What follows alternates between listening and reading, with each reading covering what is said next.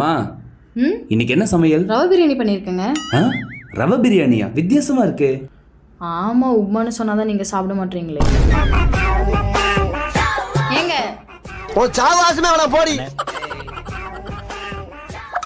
என் கணவர் செத்துட்டாரா? ஆஹா, நான் சந்தோஷப்படுகிறேன், பெருமைப்படுகிறேன். சுவாமி, நீங்கள் வீர மரணம் அடைந்தீர்களா? இல்ல. வீர ஸ்வர்க்கம் அடைந்தீர்களா? இல்ல.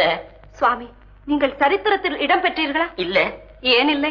அந்த இடத்தை வேற ஒருத்தன் நிரப்பிட்டான். இருக்க முடியாது சுவாமி, நீங்கள் வீர மரணம் அடைந்தீர்கள். வீர பத்தினி என்று எல்லோரும் என்னை போற்றுவார்கள். போத்த மாட்டாங்க, நான் செத்தால போத்துறதுக்கு.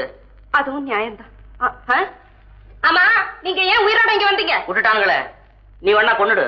அம்மா, என்ன கல்யாணம் பண்ணிக்கிற அன்னைக்கு கூட உனக்கு இவ்வளவு சந்தோஷத்தை காணுமே. நான் செத்துட்டேன்னு கேள்விப்பட்டோன்னே என்ன ஆனந்தம், என்ன குதூகலம். டிஃபன் வேணுமா? சாய்ஸ் இருக்கா? 2 இருக்கு. என்னென்ன வேணுமா வேணாமா? ஏய் தீப்பொறி, இப்ப நீ ஆவேசப்பட்டு வெளியே போன சோத்துக்கு பிச்சை எடுக்கணும். பல குப்பத்தட்டிகள் எச்சியில கிடைக்காம சுரி நாய்க்குடைய வெறி நாய்க்குடைய கறி வாங்க வேண்டிய கட்டாயம் ஏற்படும். இப்ப சொல்லு, சோறா சுரணையா? என்ன? சோறுதான் வேணும். ஏங்க, உங்க ஷர்ட் மேல லேடிஸோட முடியே காணோம். இப்பயாச்சும் என்ன புரிஞ்சுக்கோமா, நான் அவனில்லை. மரியாதையா சொல்லிடு. முடி கொட்டாம இருக்க அதுக்கு என்ன ஷாம்பு வாங்கி கொடுத்த?